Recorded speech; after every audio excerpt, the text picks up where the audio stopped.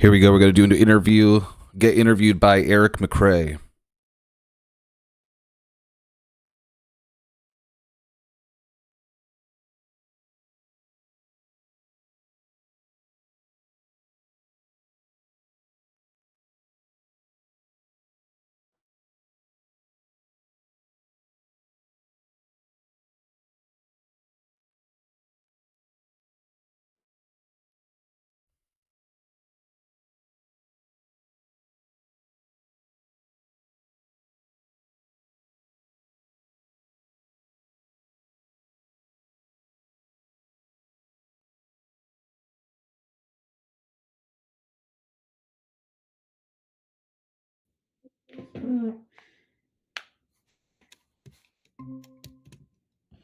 Hey, Hello. hey, how's it going? Great. How are you doing? Doing good. I'm just here. One second. Let me try and magnify this real quick. Okay, sounds good. Let's see. I'm actually in Utah. If you don't mind me asking, where you at? Oregon. Oh, nice, nice. West Coast man. Yeah, West Coast man. Absolutely. Through and through. Yeah, yeah. You ever thought about moving out? No. Yeah, I lived in Florida for 7 months, and it was the worst experience I've ever had. And so I'm never leaving again. you know, I'm not gonna lie with you on that one. I lived there for a couple years, and I was like, you know what? I'm gonna go to Utah because I'm from California, Uh-huh. and I got more family out there, and I was just too far away. And I love Florida; it's a nice place, but it's just it ain't me in the long run. Yeah, it's a little much for me. We have typically pretty mild weather in Oregon, and I like it that way. Yeah, yeah, no, I can I can respect that. One thing I don't miss about California though is the heat waves. Mhm. Yeah, usually it's about 110 in the valley, like Fresno, Modesto area. I'm like, nah, it's too much for me. Yeah, we've been starting to get that up here too, getting up to like 110, 115-ish. It's pretty bad. So, I mean, but it rains most of the time, doesn't it? In that area. Yeah, so I mean, summertime it doesn't rain so much, but for the rest of the year it's on and off, all year long. Okay. So it's pretty good, but the summers have been pretty excruciating, almost as if global warming is real. I always struggle with global warming. Like I've heard some nuanced takes on the right, and I was like, okay, so here's my thoughts on it. It's like at first I was adamantly against it because I told myself I need concrete proof. But then someone on the right made a good point and says, I do believe that humans can make a difference on the earth. Maybe not to the same extent that people on the left think it is, but there is a difference that we're making and we should still look out for. It's like, okay, that sounds more nuanced than just saying, damn, we're fucked. Because Yeah. I'm not trying to be crass, but every time I hear someone on the left really talk about it, they're always that kid in high school or in college, and they just too much to me. It's like too much doom scrolling, you know? Yeah, I make a point. Although much of the time I do feel like a doomer. I make a point to um actively try not to be that way because I mean, being a doomer and feeling that way is not going to help anything. Yeah, So yeah. I mean, you gotta look for your positives. Exactly, and it's weird. That's a balance I'm trying to find out myself because I just got into creative writing, and one of my biggest things is and Lawrence Southern was right. Even Tim Pool, you can doom scroll all day, and it can definitely mess with you mentally. But you got to find a way to just look at the positive. Like, okay, here's the negative, but what can I do to be able to be the opposite of that? hmm it's And to me, finding hope within proactive solutions. exactly. Like I remember, I was emailing my mayor out here. I lived down the street from BYU, hmm in Provo, and I was like, okay, we have a lot of poor people in this, very Republican red area. Why is that? I thought Republicans are strongly against poor people, you know. So I was like, okay, what are we doing about the poor people in Provo? And she was like, oh well, I'll just talk to the people about it. We'll see. And I was like, all right, I'll just have to give you a call because emailing you is one thing, but I'd rather give you a call. So I'll probably give her a call sometime this week because that was like 2 months ago. I'm still seeing poor people and I'm not seeing any good solutions. hmm But yeah. Yeah, I mean, the solutions are there, but they don't want to do those solutions because it costs money. Yeah. That's the solution is money. Yeah. Money and time well spent within the community. And it's funny if you were to ever come through Utah, and you'll find a lot of like happy areas, very Mormon areas. Mm-hmm. And to the Mormons' credit, they do a good job with the Bishop Storehouse and helping out when they can.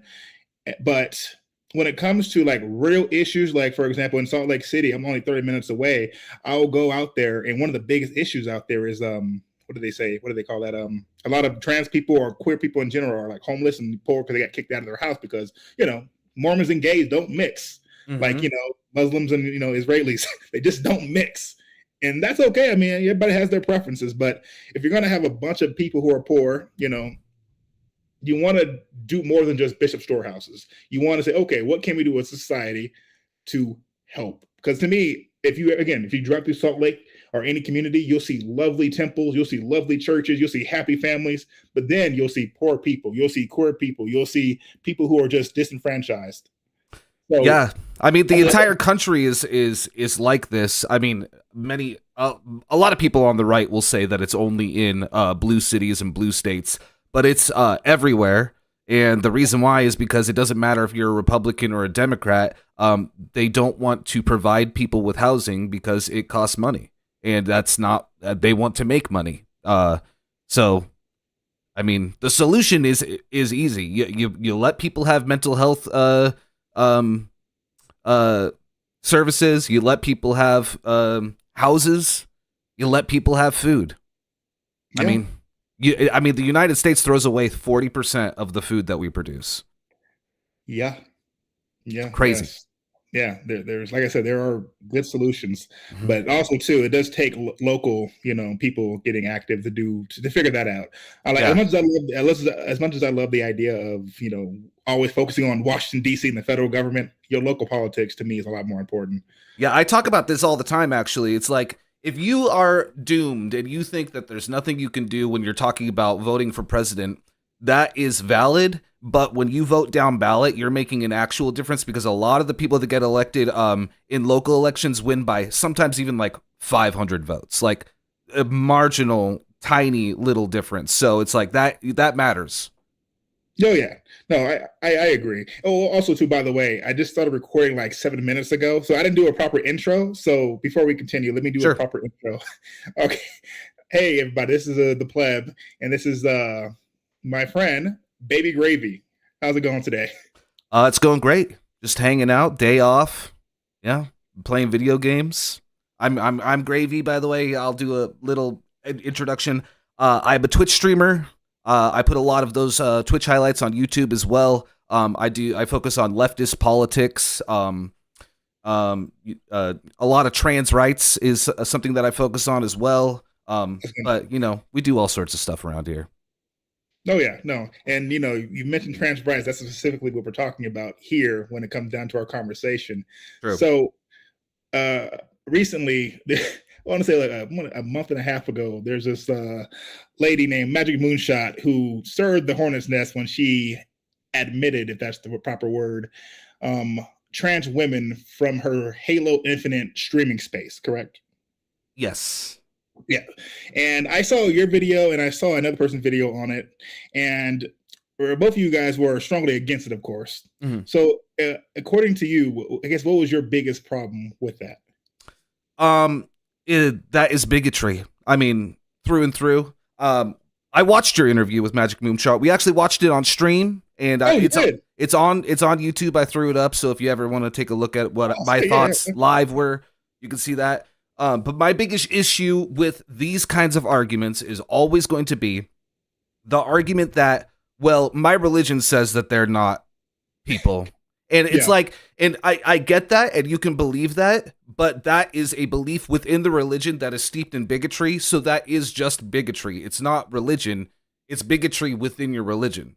So if you are going to believe that, then that is still bigotry. Okay. I mean, that's fair. I mean, I was going to say, from what I gathered from her in that conversation, it didn't seem like she was so much against the individual, but the idea that the individual had Well, of I themselves. mean, it's their identity. She's not against that person being alive, I guess, but she's against their identity, which is them as a person. So that is still the same thing.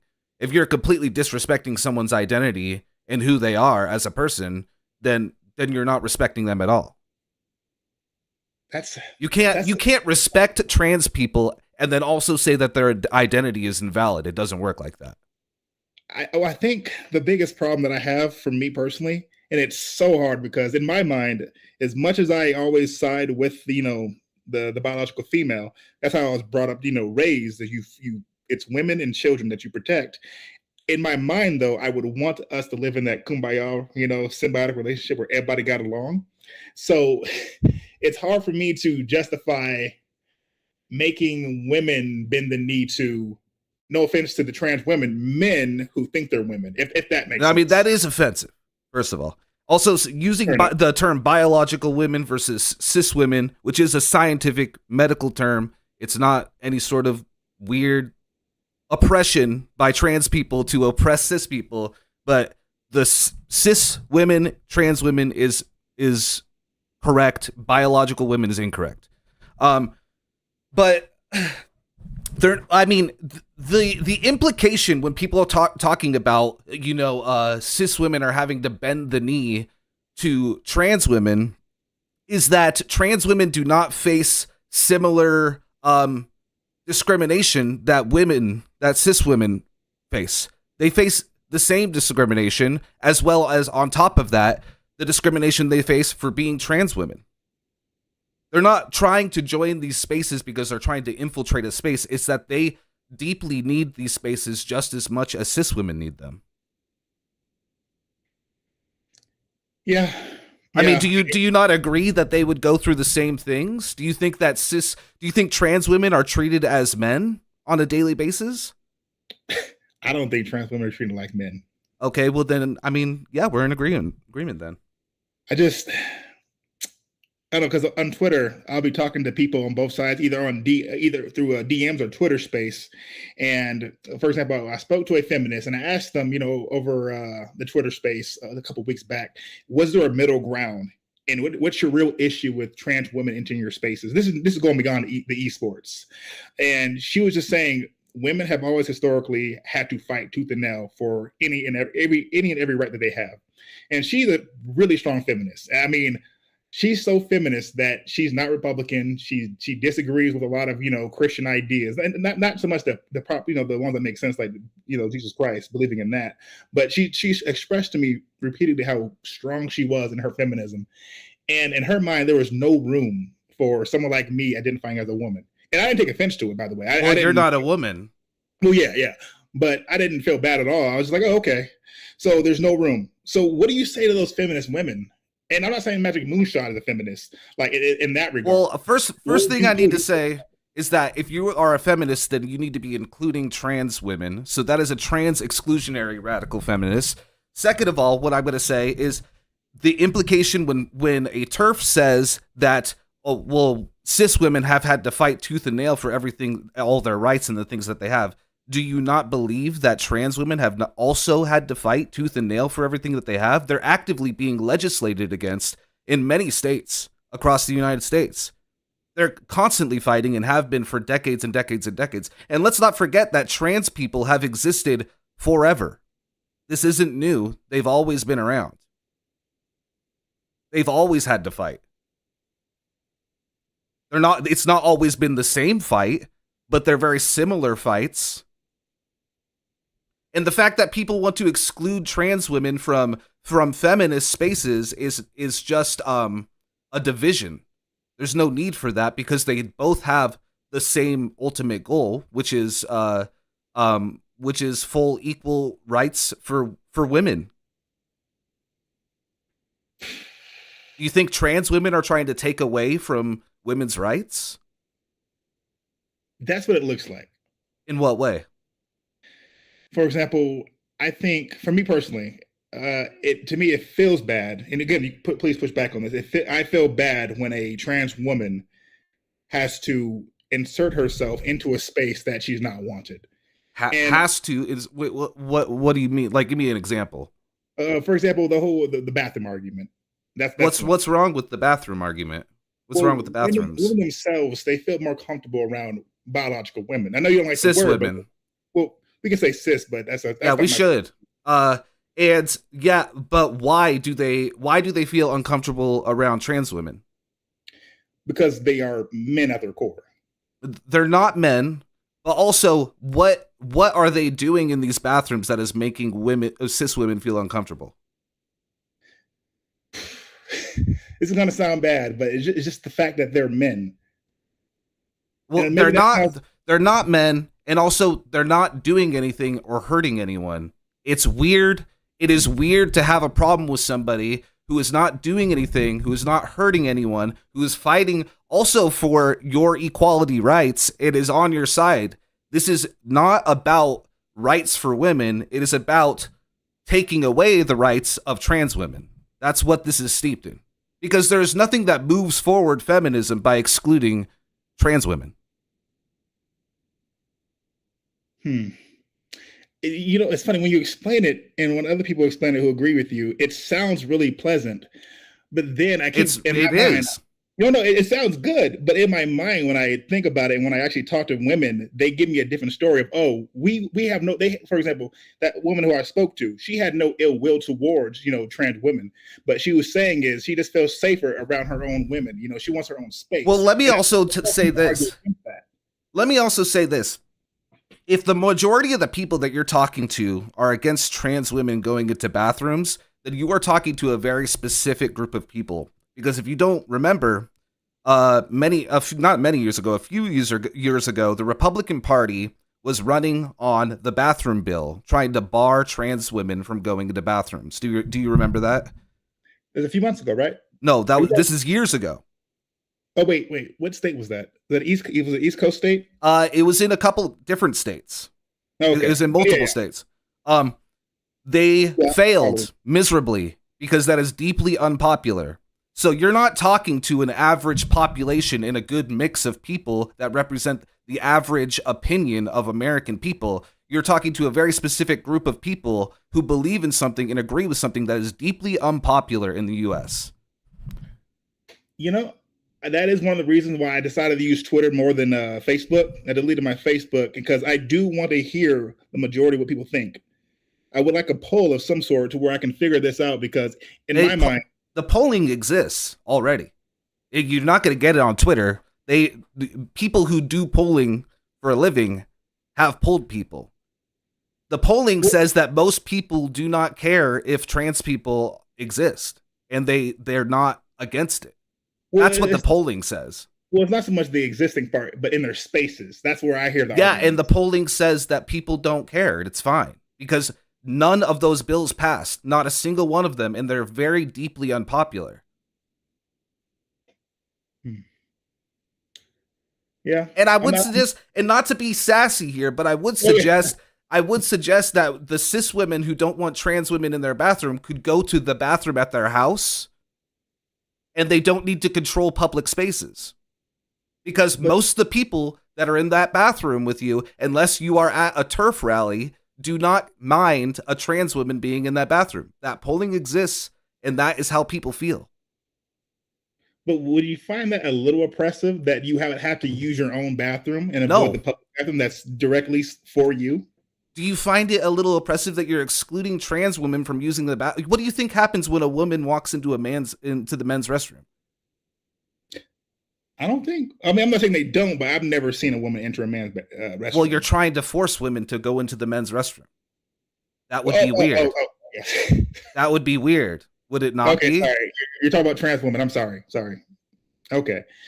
Yeah, no. I actually do agree with the bathroom thing. And I'll tell you specifically what I mean by the bathroom thing. So in Florida recently, there was that bill that passed, and when I read it months ago, I told myself, okay, this is really going to hurt because you can't have the Buck Angels and Blair Whites of the world, use their biological bathrooms because it would not look good, obviously.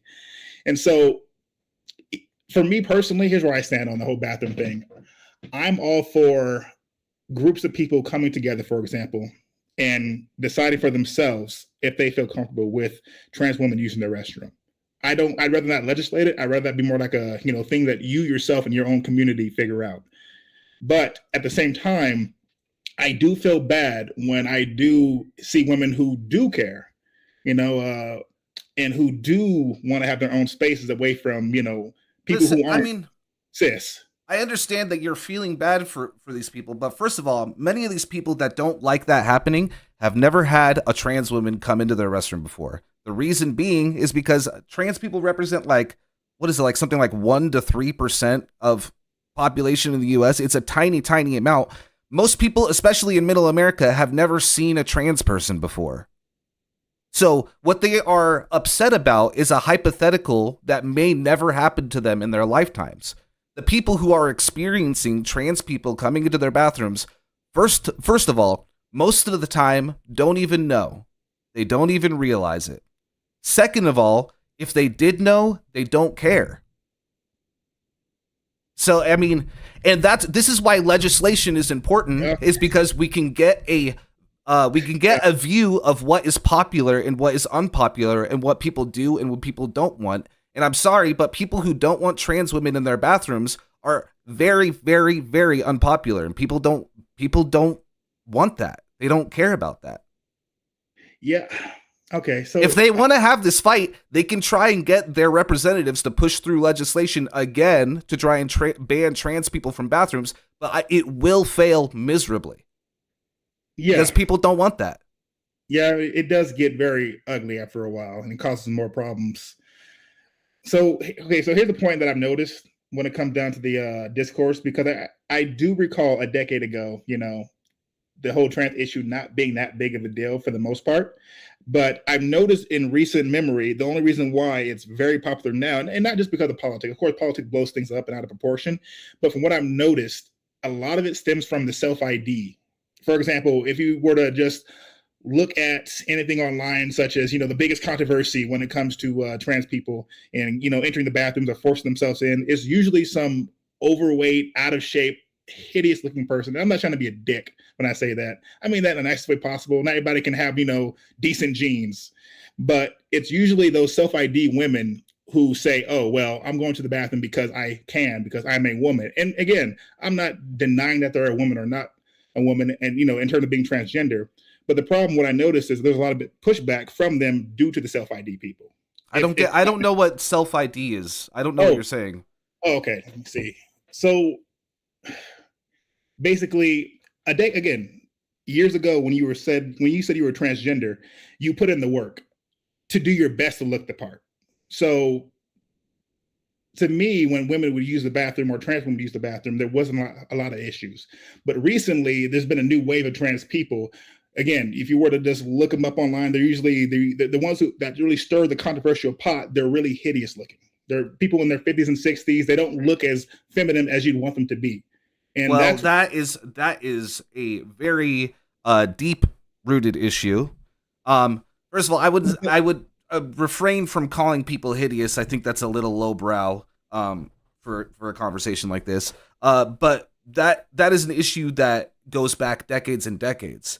As we progress as a society, we become more accepting of people, many different groups of people, and one of those groups of people is trans people. Okay, people who are older have not had access to the medical care that they need to transition in the way that they want to. Okay, so that's why you see older trans people not having as much gender affirming care as maybe a younger trans person. But at the end of the day, I will pose another question. It is whether or not whether or not you notice that somebody is trans or not is not an issue, because what are they doing that's hurting anybody? Like what is it that they're doing? Like this is the heart of the issue here, is like I'm just waiting for someone to tell me what is something that they're doing. They're not going in it, they're not harassing people, because the people who are harassing people are people who don't like trans people. Well, I was going to say a lot when I have read the articles of the controversial ones. The women who usually complain say, "Oh, he looked a little creepy. He was looking at me. He was panting. He flashed us." the stuff like that. That's usually what they're complaining about. And I again, mean, I'd love to see any sort of like actual like article or anything about that happening. well, yeah, Because you know who goes into bathrooms and then flashes people and is creepy? Cis men. I mean, if you were to ask me, That's yeah, not happening. Trans women are not doing that. They're trying to go pee. And sometimes number two. yeah. No, I'm not saying we men aren't creepy. Yeah, we are some creepy motherfuckers. But what I'm saying is, there's also complaints that trans women do that also. Not all of them, of course. I mean, But I don't agree or believe that or not believe that. I'd love to see some data on it. I look at data all the time and I've never seen anything reflecting that. okay, how about this? Off my face, I will give you the articles that I have, and then over Twitter, and then hopefully that'll work. We can go back and forth on that. Sure. And tell me how you feel about that. And actually, to make it even better, I would love for you to read those articles and then schedule another meeting. That way we can talk about this on YouTube so everybody can see it. Okay. Yeah. Yeah, because like I said, are you familiar with Peter Boghosi? Yes, I am. Okay, I love him because he checks everybody on both sides of why do you believe in what you believe in. And one of his biggest things that I try and implement now is the test, the ideologue test. What information would take you to change? And if someone says nothing, then they're ideologue and you're wasting your time. So I do my best to put that on myself also, because I don't want to be that guy who just is unflinching. Like I said earlier in the beginning of this conversation, in my mind, I would love for us to work together. But the reality is, if women feel uncomfortable, I feel a sense of duty to protect those women. I know, and I will once again say, the vast majority of women do not feel uncomfortable around trans women. Well, no, it's. I think specifically it's the spaces, the bathroom spaces. Yeah, and again, a vast majority of cis women do not feel uncomfortable with trans women in those spaces. Excluding trans women from those spaces is deeply unpopular. There's numerous of polls about this, and it's all over the place. So I would encourage you to include that into your research and not just the articles you're pulling from Twitter. Because once again, Twitter, although used to be a very good place, in my opinion, has devolved to it's better now. I would have to disagree with you on that. I think it's better because here's the thing: not only do you have community notes, but you have all these different articles. And the community notes is the one good thing that has popped up in the last year on Twitter. Yes, I think people like Trump, for example, should come back to Twitter so we can fact check them. I'm just saying. I'm not against that. I'm not against that at all. Actually, I like it. I love it. Good. But yeah, but damn, we went from esports for 5 minutes to bathrooms and. Damn. True. I mean, we can get back to the esports stuff if you'd like. Yeah. Let's go to esports. Okay, I got like 3 questions. Okay, so you already answered the first one of who you are. All right. And the second was, do you see an issue with trans women in female-only spaces? And you obviously already gave your opinion on that. You don't see an issue with it. So, and women, the vast majority of women don't see an issue with it either. So it's not me speaking for cis women. That is deeply unpopular with cis women. I guess. Okay. Well, first of all, I do want to see those polls because I do follow Erin Reed on Twitter, and she's a transgender journalist. You've probably heard of her. Yeah. And she talked about those polls also. And I usually do my best to read what she gives out, but she's usually on Twitter a lot, so she gives out a lot of information. So I don't read everything, to be honest. But I would love for you to send me those polls. And also, I would want to look further into those polls and ask, the question of what's the age demographic? Because I can see more women now being more accepting, of course, of, trans women versus older women who are more set in their ways. So that's one thing I probably should have taken into consideration. Yeah. I mean, I don't think that it would be healthy for us to base every decision on older women who can't change, that don't want to look at statistics and change their mind on things. Because at the end of the day, young people are the ones who are inheriting everything. So I don't think we need to put more stock into older women. I think that every woman has a right to an opinion, and if their opinion is wholly unpopular, unfortunately, their opinion doesn't get to be law. That's just not how it works. Well, I guess this goes beyond law, more of just Okay, so let me just ask you this question. Then I'll go to the third question on my paper. So, do you feel any sense of need to protect the female space? Like when you grew up, you were taught that you were to never put hands on a female, you were to protect females. So how do you reconcile that with the new wave of trans women entering female spaces? Well, I mean, you're asking if I think that female spaces are good things. Is that what you're asking, or what are we asking here? That's true. Not just if female spaces are good things, but do you feel a little guilty, defending trans women entering female spaces, knowing No. that growing up we were taught to protect women at all costs? Like, how do you reconcile that in your own head? Because that's where I struggle too, and I always, of course, side with the female, but I still feel bad for the trans women. Listen, I empathize with many people, okay, and I don't see a harm in trans women going into bathrooms. I don't see a harm, and once again, the vast majority of cis women don't see that harm either. So I mean, it would seem more disrespectful to the whole of women to ignore the majority of women's opinion on something in exchange for the minority opinion on this.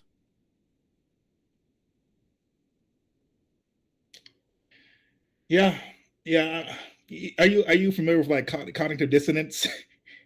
I don't know. I'm a high school graduate. Oh, I mean, same actually. I mean, same. Okay, so when I say cognitive dissonance and mental gymnastics, basically it's like I was Mormon for a few years of my life. Mhm. At the age of 16 to 21, and then I came out the closet and just said, no, I can't be Mormon. But in my mind, I would always, if you looked into Mormonism, I would always ignore the stories of Joseph Smith, ignore Brigham Young's racist, rants and his multiple wives. And even though in my mind I knew they were guilty of certain things, I knew that the church was guilty of, racism and, sexism and all these other things. And I'm not, by the way, clowning on Mormons. I have a lot of Mormon friends. We get along just fine. But what I'm saying is, I caught myself playing mental gymnastics and having that cognitive dissonance where I try and make something make sense and it doesn't make sense at all. Mm-hmm. And you'll find that, for example, a good example would be the queer community. For example, in 2016, it was a lot of the rhetoric was gays for Islam, and in my mind, I know better than that. That does not compute because it's not reciprocated on the other end. And I mean, you'd be surprised at how progressive a lot of religions that you would think are not progressive really are.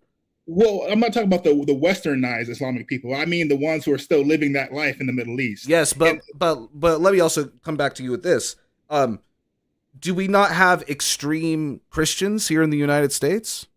We have a handful, but at the same time, even Christians look at them with the side eye. Like the Westboro Baptist Church, right? But that is very similar to the way other religions work as well. Well, the problem with that is, and I'm not saying you're wrong, but the problem is there's more evidence that Islam is not compatible with queerness than Christianity. Now, don't get me wrong. Both have stated repeatedly they're not down with the gay. Well, is it the readings that are saying that, or is it the people that are saying that? It's both. Is it? I mean, do you where in the there's one passage that gets read from the Bible that says that being gay is wrong. And by the way, I will say, I've tried to look, and I have not been able to find a single passage in the Bible that says anything about trans people. Just wanted to point that out to you. Well, I mean, technically, that wouldn't be of God to change your sex. Well, to at least attempt to change your sex. Well, it would be what? It wouldn't be of God to attempt to change your sex. Does it say that in the Bible? Well, transgenderism is part of the queer community. The queer community, we're kind of gay. I'm sorry. Yeah, there's no room for gayness in the Bible. Well, I understand that, but I want to know more about why that is and where is that said. Well, I believe it's in Leviticus. Thou shalt not lie with another man like a man with a woman. But I'm paraphrasing. But actually, I'm going to interview a Catholic.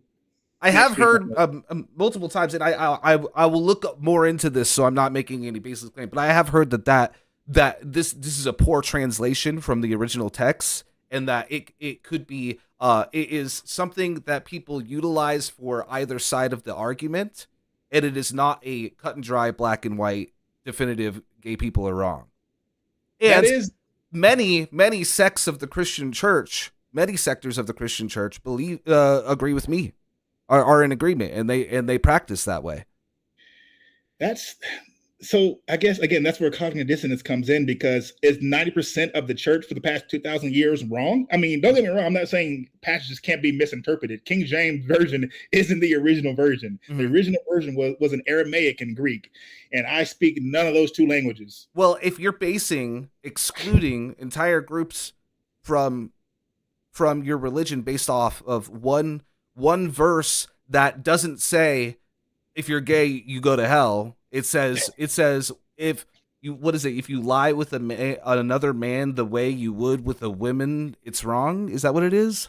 Yeah, and I'm paraphrasing, of course.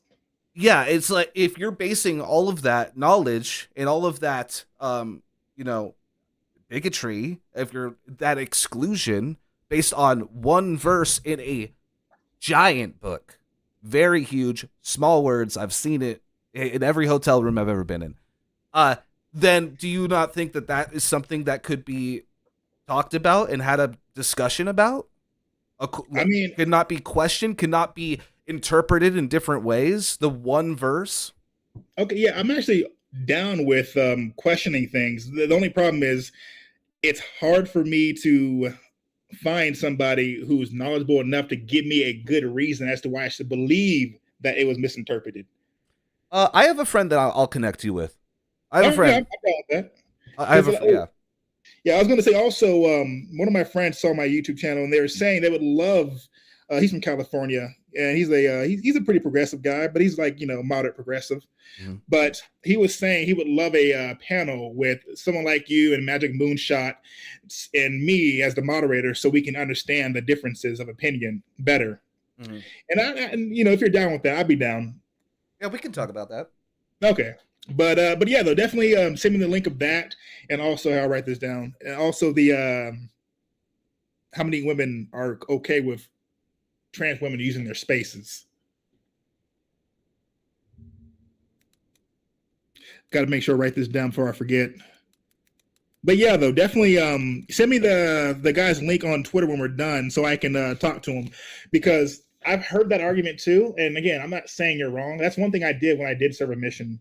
I served my mission in Tennessee for a couple of years, and I spoke to a lot of theologians and a lot of people who are really intelligent, when it came to the Bible.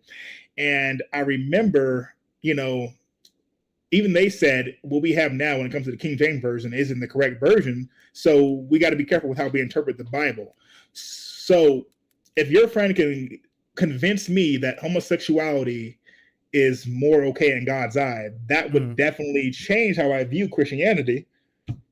Okay. But I don't know. That's a tough one though, because my I whole life just I don't know what his opinion on it is. All I know is that he's someone who is very studied in the Bible in many different translations, and so that's something that I'm not comfortable saying what is and what is not true about that, but that is something that he might feel more comfortable talking on. So okay, that's fine. Also, did you grow up Christian? I did go to a Christian church through up through until the end of high school. Yeah. Okay, gotcha. All right. And so, I guess, how thick into the church were you? I mean, we went to a youth group and we went to church Oh, on some Sundays, not all of them. So I think that my involvement in the church was fairly average. It wasn't, I wasn't doing like outreach or anything like that. okay, okay.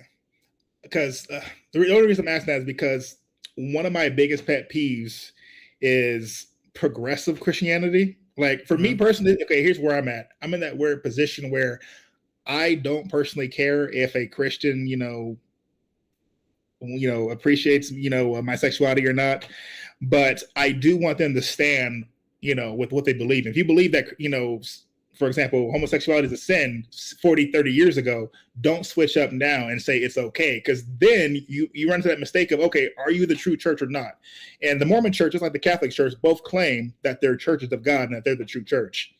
And my biggest thing is, okay, if that's the case, why are you changing your doctrine so often? And so that's one of the things I try and combat is cognitive dissonance, going back to that, and so I make sure that, okay, do you actually believe in what you believe in, or are you just saying it because it feels good to say it? And the Catholic guy who I'm going to be talking to next week, he's a strong Catholic guy with the YouTube presence, and he had the issue with progressive Christians. And so I was like, okay, let's talk about progressive Christianity, and let's try and unpack your beef with it, because I want to make sure everybody understands what they believe in, and if they believe it because it's the truth or it's because it's like a religion to them. And that goes for both sides, by the way. When it comes to politics or religion, left or right, do you actually believe in what you believe in? And if so, is there facts to back that up? Well, it's kind of funny that you say, is it truth or is it just like a religion to them, when we're actually talking about religion? Yeah, because at the end of the day, many of the things that many churches believe are baseless and not even in their own texts, or they are in their own text but they're egregious. You coming from the Mormon church, you know that to be a true thing. So so anyways, it's a very, very it's a deep and nuanced conversation. And once again, I'm not a religion expert. I don't focus on those kind of issues usually, just because it's just not my thing. But yeah, I have a guy who's, it is his thing fully. He really dives into it. So I'm gonna connect you to him. Oh yeah, no, that'd be good. All right, okay, all right. So we'll go to the third question. I think this is the most important one, and this is one of the biggest reasons why I started this, this channel and this space. Do you personally sense animosity from the opposition? Yes, of course. Okay, in what regards? And again, be as blunt as possible, so people who the opposition can hear it. You're talking about people who are anti-trans, correct? I guess you'd say anti-trans, but more like, yeah, sure, let's go with that. Would you say that they're pro-trans? Well, it depends. From what I understand with right-wingers, when I say right, I mean like strong right-wingers. They only care when it came to sports, children, and women's spaces. That's the only time when they act out. Well, that's because those are things that on a surface level can seem unfair and wrong, but when you look at a lot of data that pertains to those things, you see that is incorrect. We have a standard of medical practice in the United States that we follow for everything, but for some reason, many people don't want to follow that when it comes to trans people. Although we trust it when it comes to cancer, we trust it when it comes to things like that, but not for trans care. Well, I was going to say, I was talking to somebody on Twitter today about that, and the issue that, for example, trans kids, for example, that idea, even though I don't firmly believe in the idea of trans kids, I do notice that there are specific procedures to handle them. But the problem is the stories always differ. I went down this rabbit hole months ago. Whether they were transitioning or detransitioning, they always talked about, I talked to my therapist, and within either 2 weeks, a month, or 6 months, I got my pills and I got my, I got all this gender affirming care that I needed. Are you talking to people directly about that? Some people on Twitter, but also I've been watching the YouTube channels of people talking about their own testimonies. That might happen if there is a doctor that is not following procedures somewhere random, but in the overall of medical care, that's not happening. This is a fantasy that people are afraid is going to happen and are trying to roll back healthcare for trans people because of their fantasy that they think they're let me not say fantasy because that seems a little condescending. They're hypothetical. They're basing these on hypothetical. And if you're talking to only people who are telling you that, well, in 2 weeks I got hormones when I was 12, then they're either lying to you or this is a very, very, very specific niche case, because that's not happening. That's not how it works, and that's not according to how they should be practicing for trans care in children. Well, I can send you. I got this. Like I said, I went down this rabbit hole, so I can send you links if you want. Sure, send them. And let me know how you feel about it. And Yeah, let's see how that works out, because I'm not saying you're wrong, but what I'm saying is I've noticed, and even this, the Swedish government talked about how there's a difference in detransitioners, for example, from the last century versus this century, and the trans people today they have different symptoms that we need to look into, and so that's been like the biggest pushback when it comes to transitioning kids. Are you pro funding trans medical care research? Is that what we're talking about? I'm into that. I'm down with the research. But like I said, it has been funded and has been ongoing for many, many years. And the doctors that we trust for all of our other care have common practices to care for trans people. And not trusting that, but trusting any other medical care that they have standards out for seems a little bit hypocritical to me. Well, I think the difference being is it's also the ethics behind it, because these are kids, and that's the biggest thing. Their ethics. You don't trust doctors to do the right care for children? Honestly, when it comes to politics, I have a hard time trusting. Well, this isn't politics. This is healthcare. I know, but a lot of politics now, unfortunately, especially since 2016, has seeped into everything. Yeah, so but who's making trans existence politics? Both sides. People who are anti-trans. But I gotta go say both sides, though. In what way?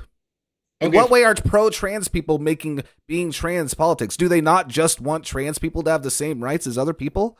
Well, okay, so see that right there. When you say words like trans rights, what do you mean by trans rights? They want to have the same rights as everyone else.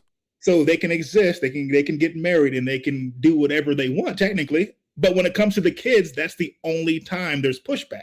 Well, do you not think that children experience symptoms that adults experience that they get before they transition?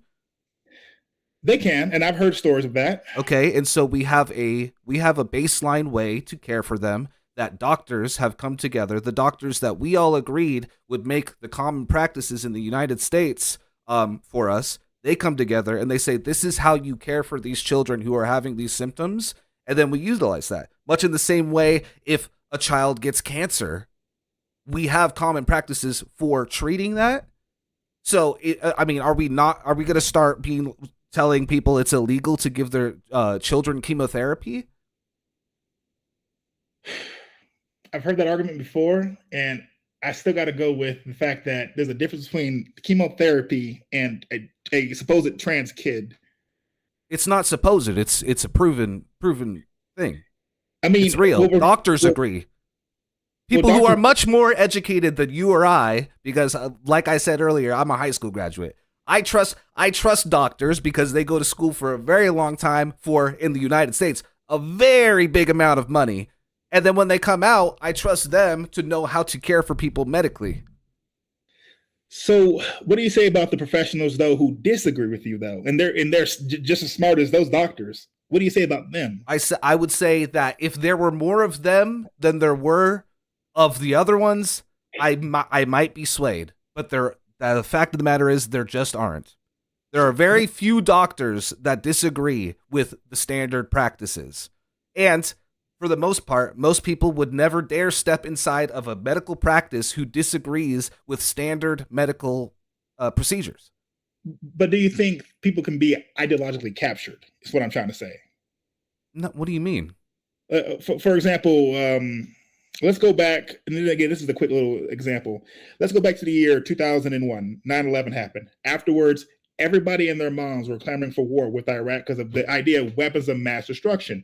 It came out later that Iraq didn't have weapons of mass destruction. Mm-hmm. Now, maybe they did, but as far as we can tell, they didn't, and everybody who voted for that knew that they didn't at the time. That's been documented and released. I agree, but what I'm saying is, everybody who disagreed said, "Oh, you're a Taliban sympathizer. Oh, you're un-American." Yes, but sending troops to Iraq is not a medical procedure. I know, and that was for monetary gain. I know, but the point I'm making was, though, they were ideologically captured. They were warmongers. They were wrong. Do you think people can do that even in the academia and scientific field? Do you think that's possible? Medical professionals aren't sending troops overseas for money.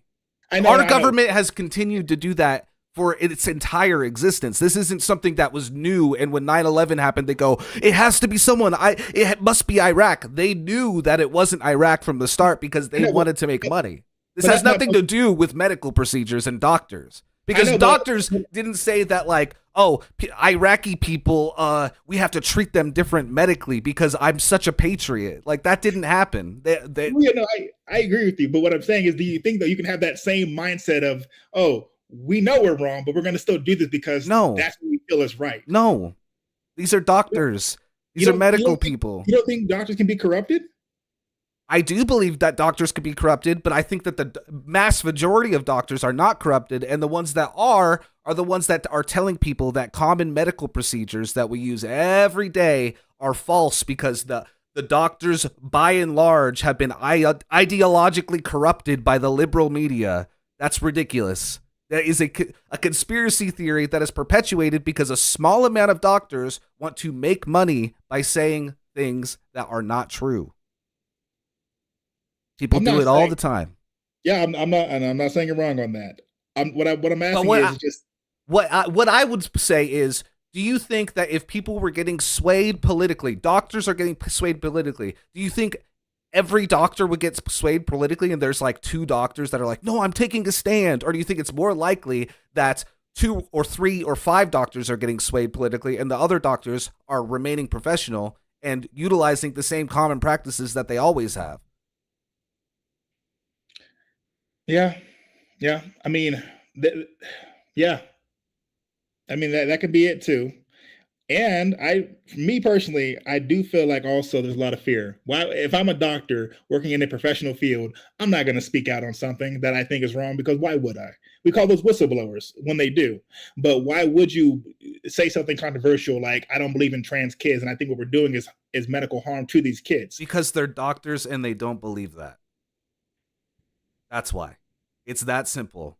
They're doctors and they understand what is real and what is not when it comes to medicine. I'd have to do more research into that. I mean, there's not research to be done on whether or not doctors are hiding secrets from you. They don't have that. Research doesn't exist, unfortunately. I don't know. I'm a very skeptical man now. Since 2016, I've been very skeptical. Listen, the media has done a great job with making sure that BLM is squeaky clean, that everything that Islam does is squeaky clean. I personally cannot now look at everything and say, oh, okay, you're a doctor, so you mean the best for me. It's like, no, I got to look at you with a grain of salt, unfortunately. I'm not saying that's a good mindset to have. I'm just saying that if you're talking to an individual doctor, and let me put it this way. It is common practice. We've seen it in all the movies, okay? When people go in and they get a diagnosis and a treatment plan from a doctor, they say, oh, I'm going to get a second opinion, right? Yeah. Okay. That can still exist now. You can still get a second opinion, but if all the doctors, except for if one doctor says, this is not real, you're going to be fine, and then 10 doctors tell you, oh, this is real, and we have a treatment plan that can make things better for you, do you believe the one doctor because you're afraid that the other doctors are politically motivated to tell you that it's not going to be okay? Like, that's how second opinions work, is because if you feel uncertain about something, you get an opinion from another medical professional just to make sure that one individual person isn't in control of your entire treatment and that you can make sure that their diagnosis is actually correct. So that's a thing that you can still do now. And at the end of the day, for the most part, they all use the same common practices and are going to agree with each other when something is wrong. Even though I'm still skeptical, I do see your point. I applaud the skepticism. That's why you ask for a second opinion. But if you go to 20 doctors, 30 doctors, and they're all giving you the same opinion, when is it enough? Do you need every single doctor in the U.S. to tell you the same thing? Or is it if 99.9% of the doctors are telling you the same thing and then one doctor is telling you something different, you're going to go with the one doctor? Well, I guess for me, it depends on what the case is about. For example, going back to this idea of trans kids, that to me is such a hard. But we're talking about common medical practices that are agreed upon by doctors. But are they ethical? That's my biggest thing too. Are they ethical? Yeah. because I don't think transing a kid is the most ethical thing. No we one can is do. transing a kid. A kid is trans. And if a No, kid no. is trans, Okay, I'll specify. Taking hormonal pills and surgically altering their bodies to fit their mind. well, let's be real here. There is a very, very tiny, tiny, tiny percentage of 16-year-olds and up who would ever have any sort of surgical procedure done. That is true. But isn't Okay, that wrong though? we could have an argument about whether or not that is wrong, but that is a fraction of a percent. So what you're talking about is most of the children are getting usually puberty blockers or hormonal treatment, which are reversible by and large. I've seen other videos that say otherwise. These are Yes, but these videos are not by doctors who agree with me. No. These are people who took the pills and now they're bitching about it all over. Okay, all but do online. you know That's do you know the regret rate for trans people who transitioned when they were kids? I forgot the numbers, but you have to jog my memory. It's like 0.3%. That's still an issue. Okay, let me do so this. do you know how many trans children commit suicide because they're not allowed to transition? Would you rather subject them to possibly regretting a 0.3% of them possibly regretting a transition later, or them just being dead? What's more harmful here? What's less harmful here?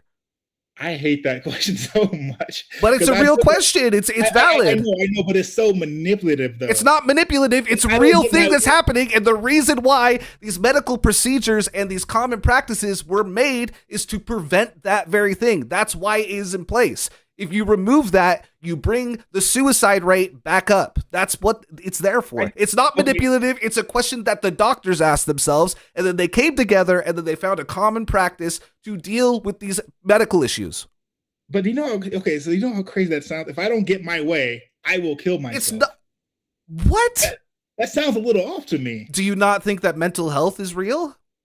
I do believe in mental health, but affirming that is where it comes from. They're not getting the care that they need. Their mental health gets so bad that they die. They kill themselves. Okay. So if you believe mental health is real, then you believe that is linked and that is a problem. I do, but I don't think the best solution is gender affirming care. You don't, but doctors do. You're not a doctor, so why is your opinion valid in that? Well, by that logic, then why do people care about slavery? Why do we care about genocide? I'm not a politician. What do you mean? This has nothing to do with slavery or genocide. I know, but what I'm saying is it shouldn't really matter. It should sometimes, but when it comes to ethics and morals, you have every right to tell me, Eric McCrae, hey, don't beat your kid. That's wrong. I'm gonna call CPS. Okay. But you're not the kid's parent, though. But you still put in your 10 cents because that's a moral right. So me and you have a moral right to do our best to protect, the women and children of this world. But that's just something I grew up believing. So I don't know.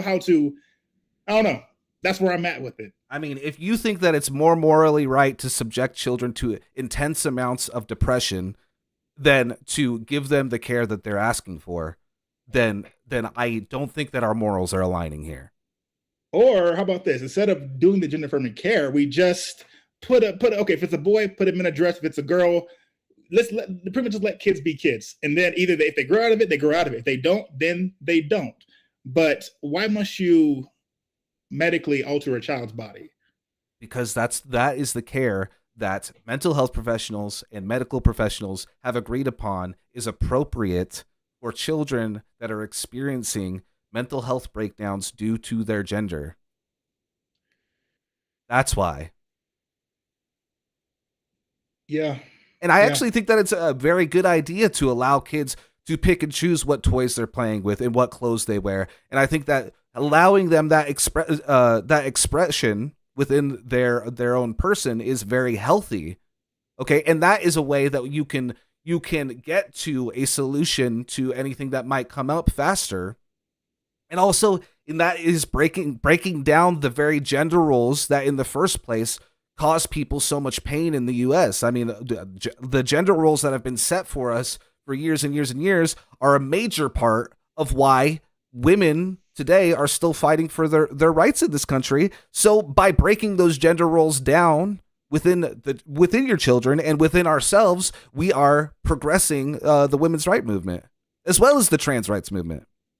I mean, you're not wrong there. I do believe there's a balance. You know, again, I'm somebody who's queer, so I'm a little femme. So I get this idea that I'm not my grandpa. He was a man's man. I'm not that kind of a guy. I And feel the same. I feel the same. yeah, Yeah.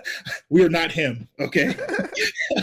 Love my grandpa to death, but I'm not going to spend a weekend building a porch. Yeah, exactly. Yeah, they were built different.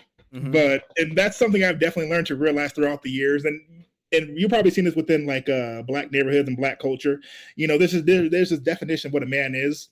And I remember growing up, I was always told, okay, this is what a man is, this is what a man does. And if you don't do this, you're not man enough.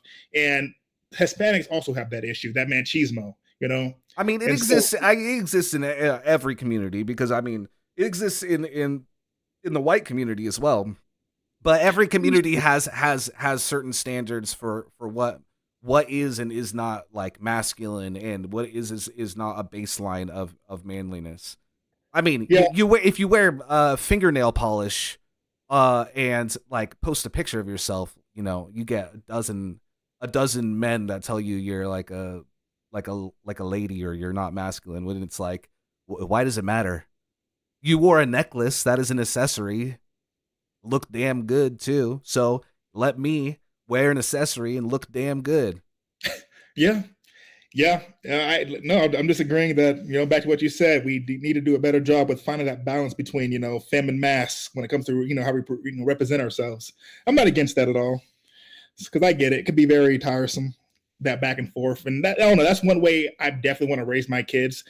I want to make sure they have the option to, even though I don't want my kids, to grow up transgender, because that's like a mental headache that family and them will go through, and it's not pretty. I've seen it. It's not pretty. And and the response to that kind of thinking, which I understand is like a sympathetic kind of thinking, is that we need to be fighting for equality and acceptance of trans people. Because at the end of the day, there should be no reason why somebody who's trans should be getting the hate that they get on a daily basis. It's wrong, it's disgusting, and we shouldn't be hating groups of people who are just trying to live their lives like that for no reason. It's pretty disgusting. And I think that it is it's deeply sad the way that trans people get treated. I hear you. So, okay, so let me give you a scenario. And this is something I've always thought about for the past, couple months. So this is going back to the whole idea of children medically, transitioning and they're consenting to it. Mm-hmm. If a child can't consent to something like that, that's pretty much saying you can make big boy choices. So, and correct me if I'm wrong, but what is stopping that kid who's, let's just say they're 13 or 14 years old and they transition, from marrying somebody who's over 18? The law? Well, what I'm saying is they're already adulting though. They already, made that sort of because choice. Because that is a choice that they don't make on their own. They make it with their therapists and their doctors. Marrying an adult as a child is against the law, and it's disgusting. But what would stop somebody though? Because we've already moved. The law would stop somebody. What do you mean? Do you think that you're going to get a marriage certificate for a 14-year-old anywhere in the United States? All I'm saying is, I feel like in my mind, if a child can consent to that, then what's stopping somebody down the road a decade or two from now from saying, well, if the child can consent to sex change, then they can consent to marriage? I think that what's stopping that is that societally, I think we can all agree that pedophilia is disgusting, and there's no way that anybody who says that shit isn't going to get laughed out of a room, because that's disgusting. That's the thing. I think as a society we're getting more and I more. also think that it's in bad faith to argue that giving children the health care that is agreed upon by doctors is going to lead to mass pedophilia in the United States. That is the same argument that people used against gay people, saying that allowing gay people to get married is going to lead to bestiality in the United States, and that it was a huge argument a decade or two ago. It's not the same, and one does not equal the other. I'm not saying you're wrong on that, but what I am saying is, from what you've seen within the queer community, do you not see why conservative Christians would feel a little hesitant towards accepting it? It's because they're Well, ignorant. well, no, I'm just saying I've been to enough, queer events to realize maybe we're a bit too carnal with our pleasures. Pride parades, the things we do there, maybe it's a bit much. Listen, it's not for them. It's not for It's anybody. not for them. It's for me. Fuck it. I'm sorry. When I went If it's there, not for you, that's fine. Don't go. it just looks raunchy. It looks bad. And so that's Let why people I'm saying be raunchy. You think straight people don't do raunchy, disgusting ass shit? But that's the thing. They keep it to themselves. Like, I know people who swan. Nobody is asking conservative Christians to come to the Pride Parade. It happens on one street one day a year. It's not like they're going to their house and parading in front of it.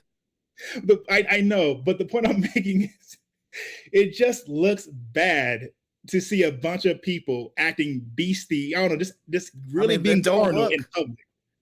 Don't look. I mean, that's the solution. Close your eyes. Oh, well, no, I mean, yes, avert your eyes. Yes, look away. Yes. Let people do things that are fun for them. I don't know. I just, for me, I always they're not having sex in the street or anything. I mean, they kind of play at it though. I mean, are they being sexy? Are they being confident? Are they having fun? Yeah. Do strip clubs not exist? Yeah, well, yeah, exactly. But those are closed indoor places, though. There's no way a strip club can do what it can do in public without it being looked at. Yes, but strip clubs have people fully nude dancing around. Pride parades do not have that. People aren't penis, vagina, boobies out at pride parades. They're covered up. It could be a little risque, but they're covered up. Are you sure? Yeah, I live in Portland. Okay, so you've never seen them act out crazy. Never. They're acting crazy, but they're not like disgusting and like nude or anything. Baby Gravy, I think you're being very nice and very charitable. And I don't think that you have a man on the street vision in this living in Utah. I don't think that they have much of a pride presence out there. Well, in Salt Lake, they do. They do. Salt Lake would be different, yeah, for sure. I'm just saying. But at the end of the day, I don't care about the pride parade. I don't even go that much because I don't like crowds like that. But we're talking about trans issues here. We're talking about esports. Do you have any other questions for me? Oh yeah, of course. Yeah, sorry.